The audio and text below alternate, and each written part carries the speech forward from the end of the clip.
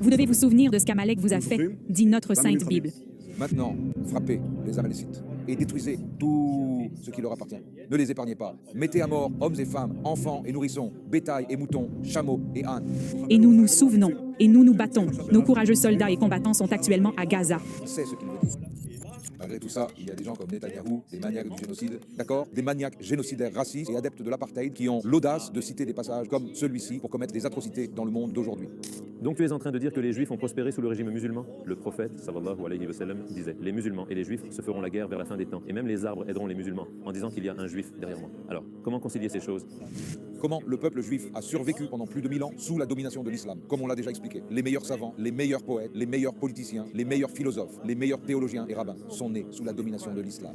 Les Ottomans étaient un monstre, militairement parlant, n'est-ce pas? Ils avaient juste à souffler. Et le peuple juif aurait disparu des horizons. Question sur ce conflit en Palestine et aussi sur cette idéologie du sionisme. Et puisque tu es un célèbre historien, on veut clarifier certains sujets avec toi. Je vous remercie de m'avoir accueilli et j'ai hâte d'entamer cette conversation. Récemment, Netanyahou a cité un verset de la Bible sur les Amalécites. Beaucoup de gens ne savent pas ce que c'est. Je sais que la période dont il parle est proche de la période où Moïse et les Israélites étaient dans le désert. Qu'est-ce que Netanyahou entend par là et que s'est-il passé? Ok, Netanyahou, qui est un meurtrier de masse génocidaire, fait référence à un passage de la Bible qui utilise le mot Amalécite. Bon, maintenant, les gens normaux, les gens ordinaires ne savent peut-être pas ce que ça veut dire, mais quand on va voir la source, elle parle du génocide d'un peuple appelé les Amalécites, commis par les Israélites, où elle fait référence à ce génocide. Ou encore, ce serait Dieu qui ordonne à Moïse de dire aux Israélites de commettre un génocide. Et si vous lisez le verset, ce que je vais faire, c'est très dérangeant, d'accord? C'est tiré du livre du 1er Samuel, chapitre 15, verset 3, et qui est le suivant. Maintenant, frappez les Amalécites et détruisez tout ce qui leur appartient. Ne les épargnez pas. Mettez à mort hommes et femmes, enfants et nourrissons, bétail et moutons, chameaux et ânes. Ce n'est donc pas seulement un génocide d'êtres humains, non seulement un génocide d'hommes et de femmes, mais aussi d'enfants. Et non seulement des enfants, mais même des nourrissons, des bébés dans les berceaux. Même eux ne sont pas épargnés. Même les animaux qui appartiennent aux Amalécites doivent être détruits. Donc c'est une référence génocidaire venant du texte biblique que Netanyahou a mentionné de son propre chef en toute connaissance de cause. Il sait ce qu'il veut dire, donc il essaye de dire au monde, nous allons commettre un génocide à Gaza. Et c'est exactement ce que Netanyahou et ses acolytes ont fait et font en ce moment même. Ils bombardent les hôpitaux, ils bombardent des écoles et des universités, ils bombardent des zones civiles densément peuplées, sachant très bien que dans ces bâtiments, la moitié des personnes sont des enfants, parce que la moitié de la population de Gaza est constituée d'enfants. Et on sort des enfants des décombres. On peut voir des enfants dont la tête a disparu avec des membres manquants. Vous savez, c'est très troublant quand on regarde ces images. Des enfants avec des tonnes de béton et des blocs et de briques sur eux. Et les gens doivent retirer ces blocs pour récupérer les corps déchiquetés, les corps démembrés de nourrissons et d'enfants. En fait, c'est un génocide d'échelle biblique. C'est pourquoi il est très important pour l'humanité de prendre ces valeurs morales de Dieu, surtout, vous savez, quand ces écritures doivent être, dont l'authenticité doit être vérifiée. Nous ne croyons pas, je ne crois pas, en tant que musulman, je ne crois pas que Dieu aurait révélé l'ordre de commettre un génocide. Parce que dans l'islam, dans le Coran, on nous dit, vous ne pouvez pas commettre un génocide, c'est un crime. Vous tuez un être humain innocent. C'est comme si vous aviez tué toute l'humanité. C'est pour ça que nous sommes fiers d'être musulmans. Je suis fier d'être musulman parce que le Coran ne me laissera jamais commettre un génocide. Je ne pourrai jamais utiliser le Coran pour commettre des atrocités, tuer des femmes et des enfants. Et si on se tourne vers le prophète Mohammed sallallahu alayhi wa sallam, ses enseignements nous disent spécifiquement que même en temps de guerre, vous, les musulmans, quand vous allez à la guerre, même pendant la guerre, vous ne pouvez pas viser les femmes et les enfants. C'est ça l'islam. C'est pour ça que je suis musulman. Je suis fier d'être musulman parce que mon livre, la Sainte Écriture, nous savons avec certitude qu'elle vient d'Allah, du Créateur des cieux et de la terre, et n'a pas d'élément humain en elle. D'accord? Parce que le génocide est un sentiment humain. Le génocide est une chose humaine. Les êtres humains font des génocides parce qu'ils ignorent toutes les valeurs morales, toutes les instructions de Dieu, toutes les instructions des prophètes. Et c'est pourquoi ils finissent par commettre des génocides. Donc je crois que la référence aux Amalécites dans la Bible n'est pas de Dieu. C'est une œuvre humaine, c'est une interpolation. Mais la triste réalité est que de nombreux historiens, juifs et chrétiens, ont reconnu que le texte biblique a été corrompu. Il a été changé, il a été altéré. Il y a beaucoup de gens qui ont ajouté à la Bible. Malgré tout ça, il y a des gens comme Netanyahou, maniaques génocidaires, des racistes, partisans de l'apartheid, et qui sont des maniaques génocidaires, qui ont l'audace de citer des passages comme celui-ci pour commettre des atrocités dans ce monde aujourd'hui. C'est incroyable, c'est surréel. Comment est-ce que les gens peuvent tolérer ça? Et aussi dans l'islam, on sait qu'Allah dit dans le Coran, وَلَقَدْ كَرَّمْنَا بَنِي آدَمَ, Al-Isra 70, nous avons honoré le fils d'Adam. Donc c'est ça la valeur que donne l'islam aux êtres humains, n'est-ce pas? Donc, on parle de l'islam en comparaison, tu sais, le Coran honore la vie humaine. Le Coran donne de la valeur à la vie humaine. Le Coran ne peut en aucun cas justifier un génocide ou les enseignements du prophète, sallallahu alayhi wa sallam. C'est pourquoi on ne trouve pas d'exemple de génocide dans l'histoire de l'islam. On ne trouve aucun exemple de musulmans ou d'armées musulmanes ayant commis des génocides. Parce que, tu sais, les premières personnes à s'opposer à de telles actions seraient les oulémas, les savants de l'islam. Comme on l'a vu à plusieurs reprises, lorsque quelqu'un commet un crime au nom de l'islam, les premiers à se lever sont les oulémas pour clarifier la position de l'islam et dire que ceci n'est pas l'islam, ça ne peut pas être l'islam. Les criminels ne peuvent pas utiliser le Coran pour justifier des génocides. C'est pourquoi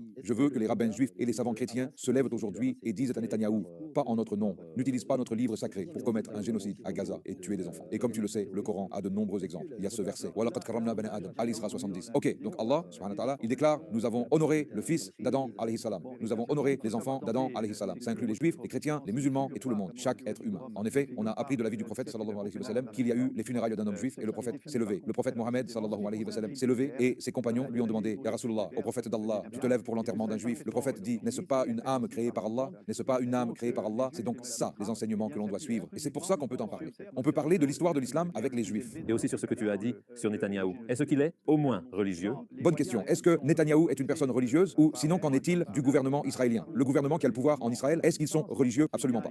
Comment on peut être une personne religieuse et exécuter ce genre de crime ou commettre ce genre de crime? Donc est-ce que ces sionistes sont des gens religieux? Ils ne le sont pas. Ils ne peuvent pas être religieux. Ils ont essayé de s'approprier le judaïsme, mais les rabbins les ont reniés plusieurs fois. Les rabbins juifs clarifient la situation, tout comme les ulémas musulmans clarifient. Quand il y a un crime commis au nom de l'islam, les ulémas musulmans condamnent ces actes et disent que ces actions ne sont pas faites en notre nom, pas au nom de notre religion. De la même manière, il y a des rabbins juifs dans le monde entier qui condamnent le sionisme et les sionistes et l'IDF et Netanyahou et son entourage. Ces gens, certains d'entre eux sont athées. Ils ne croient même pas en Dieu. Ils croient en la promesse de Dieu pour une raison quelconque. D'accord? Je veux dire, quand tu demandes à ces sionistes, certains d'entre eux sont athées. Vous croyez en Dieu? Non. Vous croyez en sa promesse? Oui, on y croit. Ok, ça n'a pas de sens. C'est ironique. Ils revendiquent toujours le droit sur cette terre parce que dans la Bible, cette terre nous a été promise. D'accord? C'est un argument tellement absurde. C'est incroyable. Si on applique cette règle, alors tous les pays occidentaux doivent être évacués. D'accord? Tous les grands, les États-Unis doivent être évacués. Ils doivent être rendus aux Amérindiens. L'Australie doit être rendue aux aborigènes et les Canadiens originaux. Ils doivent réclamer leur pays aux Canadiens et les Sud-Africains. Tu sais, il y a tellement d'exemples. Ce concept est tellement absurde. C'est incroyable qu'il y ait un verset dans la Bible qui a peut-être été écrit il y a 2000 ans pour un autre peuple. Ce n'était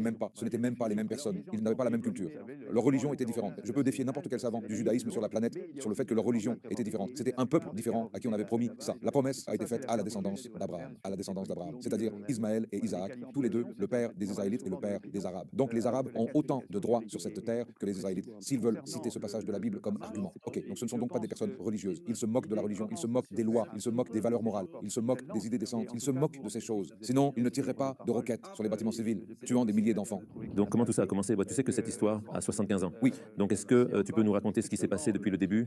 Ok, maintenant que nous avons parlé du fait que les Israélites ont été fortement persécutés par les Romains. Ok, et le temple de Salomon, ce qu'on appelle Masjid al-Aqsa, a été détruit 2 fois. D'abord par les Babyloniens, puis par les Romains, puis il n'a plus jamais été reconstruit. Et les Israélites n'étaient pas autorisés à vivre sur la terre de Palestine, sous peine de mort. S'ils étaient trouvés en Palestine, ils étaient tués sur place par les autorités romaines. Et puis plus tard, les Romains, comme on le sait, sont devenus chrétiens. L'Empire romain, y compris les empereurs, sont devenus chrétiens. Donc les Romains chrétiens ont également persécuté le peuple juif parce qu'ils les accusaient d'être les meurtriers de Dieu. Donc les Israélites se sont retrouvés dans une situation très difficile. Ok, tout au long de l'histoire, quand est-ce qu'ils ont pu souffler? Quand est-ce qu'ils ont ressenti un sentiment d'aisance, de confort et de protection? Quand l'islam est arrivé au pouvoir. Allahu Akbar. Beaucoup de gens ne le savent pas, beaucoup de gens n'en ont aucune idée. Tu sais, cette propagande sioniste récente a donné cette impression au monde que les musulmans sont intrinsèquement anti-juifs. Et parce que c'est le cas, on a besoin d'un État pour nous-mêmes, pour nous protéger. On a besoin d'armes nucléaires, on a besoin de jets, on a besoin d'armes, on a besoin de technologie pour éloigner tous ces Arabes barbares et assoiffés de sang. Parce que si on n'a pas ces choses, ils vont nous manger tout cru, ils vont nous détruire. Mais c'est en fait l'inverse. En réalité, c'est l'inverse. Ce que les Israéliens font aux Arabes et aux Palestiniens en particulier, c'est exactement ce qu'ils reprochent aux Arabes d'essayer de leur faire. Mais cela ne correspond pas à la réalité. Les sionistes, c'est pourquoi je crois, les sionistes ne sont pas seulement une bande de menteurs, ils sont des experts de la manipulation de l'opinion publique et des propagandistes malveillants.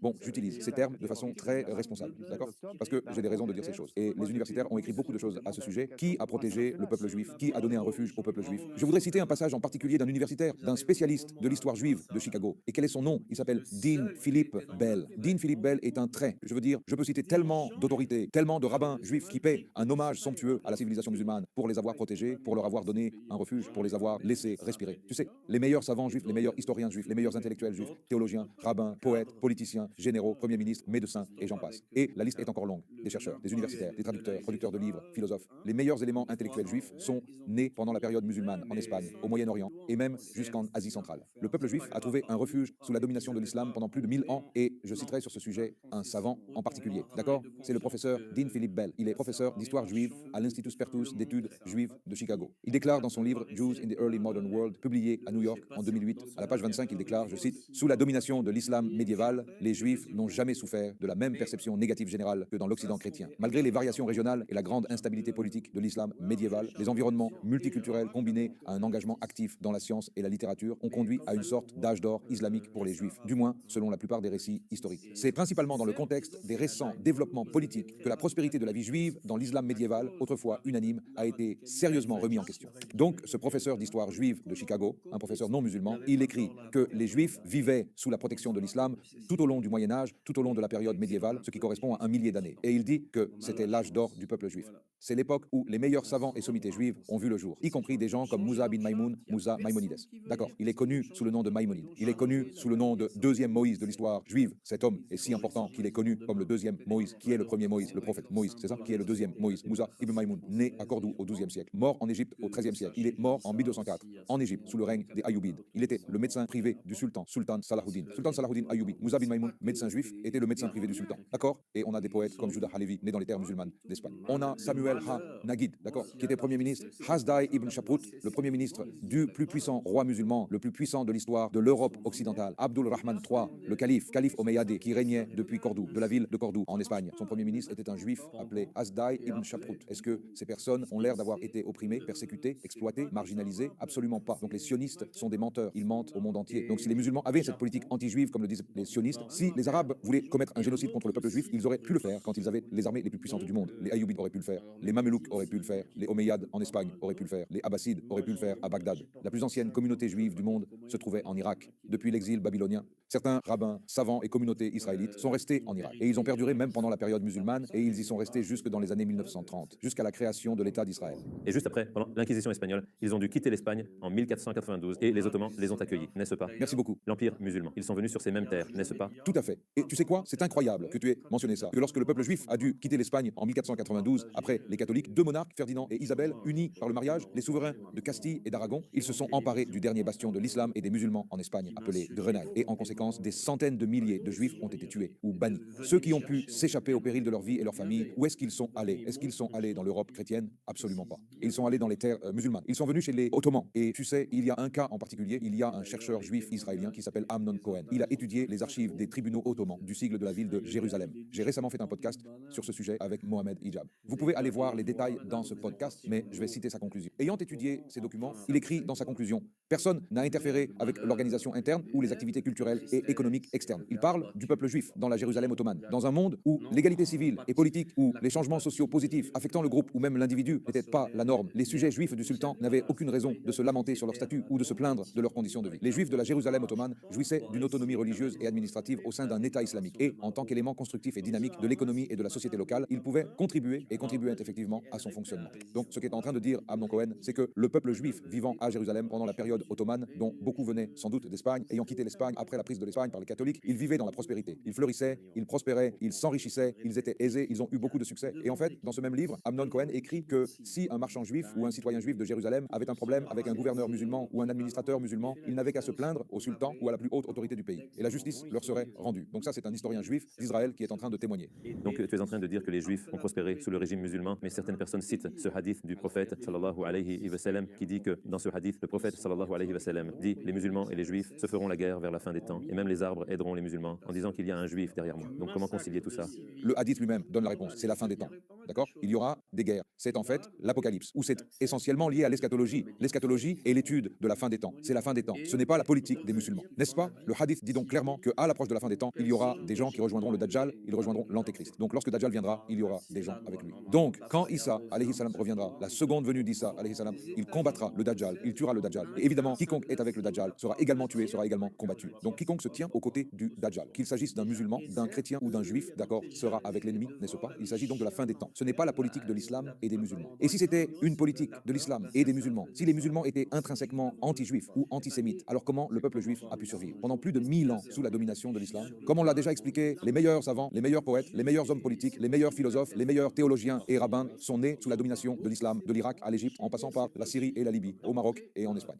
Comment est-ce que ces communautés juives ont pu survivre si longtemps, si les musulmans avaient la même compréhension de ce hadith que certains propagandistes sionistes? Je veux dire, évidemment, les propagandistes sionistes qui utilisent ce hadith pour affirmer que les musulmans sont intrinsèquement anti-juifs. Si cette propagande est vraie, si cette compréhension est vraie, ma question est de savoir comment 90% du peuple juif a pu pendant 1000 ans survivre avec les musulmans, surtout quand les musulmans étaient au sommet de leur puissance. Les Ottomans avec leurs armées, tu sais, les Ottomans gouvernaient depuis l'Europe jusqu'au Moyen-Orient en passant par l'Afrique du Nord. C'était l'un des plus grands empires de l'histoire de l'humanité. Les Ottomans étaient un monstre, militairement parlant, n'est-ce pas? Ils avaient juste à souffler et le peuple juif aurait disparu des horizons. Mais ils ont gardé le peuple juif sous leur protection, comme on l'a déjà vu à Jérusalem, à Thessalonique et à Constantinople. Constantinople, il y avait des quartiers juifs florissants. Et le peuple juif y a trouvé refuge. Je veux dire, j'ai tellement... Par exemple, laisse-moi te lire une citation à ce sujet. Comment, je veux dire, l'Empire ottoman, si on utilise l'Empire ottoman comme l'exemple représentatif de la puissance musulmane, les Ottomans étaient très orthodoxes. Ils